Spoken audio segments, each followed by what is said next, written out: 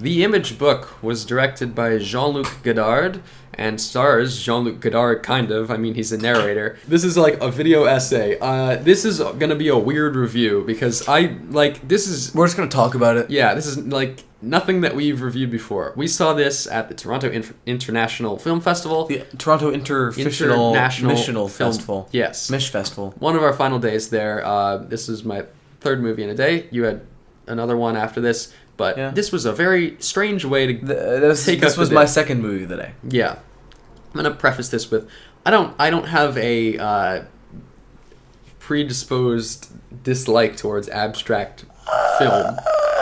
I feel like you do a little bit. I think you automatically think they're going to be weird or stupid. No. Intrinsically. I don't know. That's kind of the vibe I get.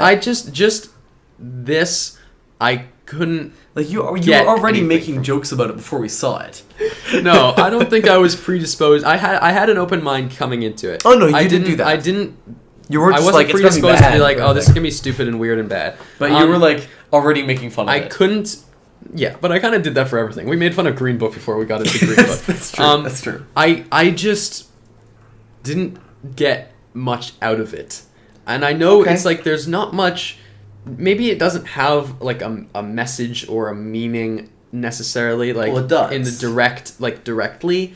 I know it takes analysis, and I was thinking about it as I was watching it and like what certain things meant, but I didn't get anything out of it really.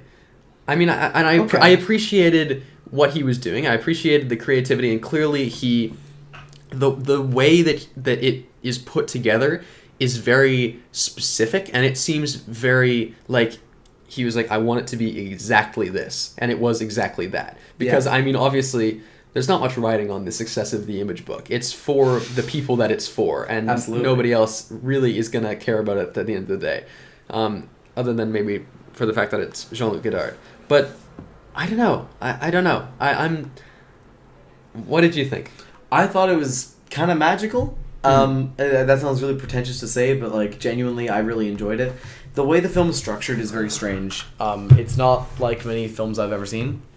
Yeah. It's a series of videos and images kind of tied together very loosely in an edit. Yeah. I saw a review. Loose movie. Yeah, I saw a review which was Jean-Luc Godard made this in Windows Movie Maker, changed my mind. Yeah. Which I totally see where that's coming from, because it's like whoever edited this has never edited a movie before. Yeah. It but I think that's what he was going for. 100%, because you've seen his film, or I haven't, but like you know his previous filmography. You, the general public. Yeah. You know his general filmography. He knows how to edit film. Oh, yeah. And he broke those rules in the French New Wave. He invented rules, for God's sake. It's Jean-Luc Godard, right? But he obviously didn't want this to feel like it flowed. But it's like that car ad where there's a car on the beach and they're like, those who invented the rules are the ones who break them, and then they drive off in an Acura or something.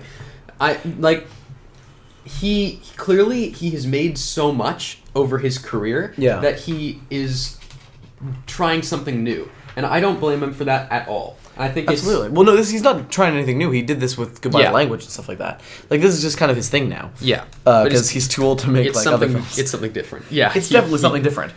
He clearly just downloaded a lot of stuff or had some film reels, and he was like, "I'll put this into a movie." I think that for me, I took it as not necessarily a direct commentary on anything. There were obviously moments that I think are commentaries on certain things, but the way I took it was a pure expression of emotion. Whereas this is a very abstract concept, so forgive me if I kind of wax poetic about this for a second. But like in most films, the cinema is meant to be an empathy machine. That's a quote. That's a very famous quote about film. Is that it's meant to be an empathy machine. You're supposed to empathize with the characters no matter what. Right? The main character is our gateway because we empathize. And we empathize with them because they're experiencing something in their world. They're the ones experiencing their sensory senses, and we have to understand that character. In this film, I took it as Godard putting us in the shoes of that character, where there is no character for us to latch onto, so we ourselves are experiencing the sensory overload that character would experience. So there's no empathizing. We have to be the ones to experience it. Yeah. So it's kind of like we're experiencing pure emotion told through images, which is a really weird way to book.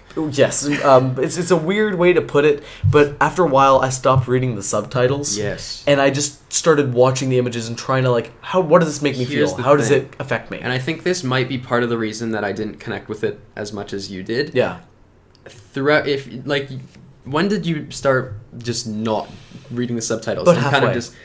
Because I was for most of it, I was trying to find something, and I succeeded one or two times. Yeah. And I was like, I drew a connection because I thought it was the state of cinema. He does talk about that. Yeah, and I was thinking what does this mean?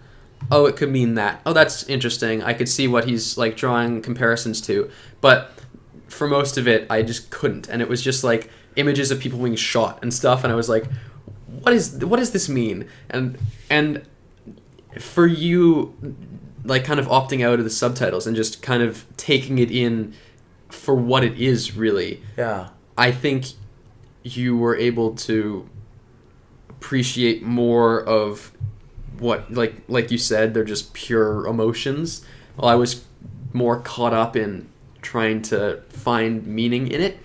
I never really want to watch this again, That's but fair. I feel like if I did, I would try to do it in a different way. I would try to look at it and watch it in a different way. I think there's a bunch of ways be... that you could watch this film. This is a film that you can definitely interpret many different ways and experience many different ways. I don't know if I'll watch it again. I might. Yeah, I want to watch some of his other stuff. It does not seem like a movie that you can rewatch. It doesn't feel like it has much rewatch value. Also, if you know the surround sound of the theater, you did take advantage of that. It was cool. The technical stuff, it did kind of irritate me sometimes. I know that's what he was going for, but the thing where it was cut to black. Also, here's a funny anecdote which really pissed me off. In the Q&A afterwards, it wasn't with Jean-Luc Godard because he's really old, but it was with his friend and constant and repeated producer collaborator guy, and somebody asked a question about the black screens because it constantly cuts to black just for a couple seconds and then it goes into the next clip. Yeah. And he was like, what was with the blank screens? And the guy was like, oh, you mean the gray screens because the theater screen is white, so it's really gray. And I was just like, what was the point of that? Just stop, please. That was the most pretentious thing I've heard in a long time. Yeah, I was so pretentious. Oh my god. Yeah. But anyone who brings up the color of the screen, yeah, shut up, man. It's black. And it's you know what I mean. Come on. Yeah.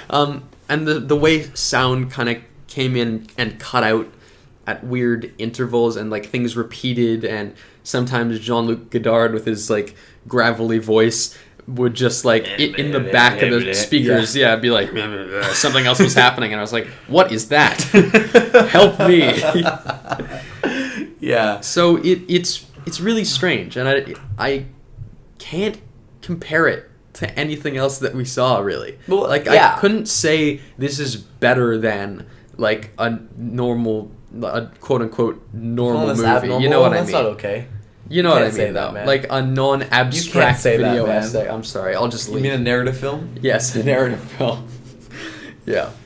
I think it's normal for films to be narrative. Most films are narrative.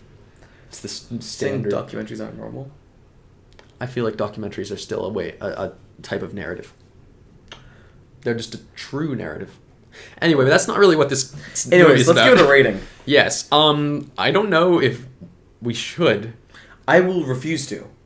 Yeah. I'm standing by for this one, and I know it makes me sound like a bit of a douchebag, but I will not assign a numerical value. I give it 4.5 stars, but I will not assign a numerical value to it. I gave it 2.5 stars, literally just so I could put it on my ranked year list. Yeah. That was literally the only reason, because I have no idea whether I liked or disliked this movie. I mean, I know I didn't love it, but this is really, it's hard to judge objectively. That's completely fair. Yeah, and yeah, that's it. Go see it. Good boy, Jean-Luc Godard. I guess you're still making movies. Go see it. Yep. Bye. Hey, fancy seeing you here. If you liked the video, click on the right and watch more. And if you didn't like it, click on the left and watch more. And if you really hated it, click the subscribe button and watch all of our videos, please. Thank you.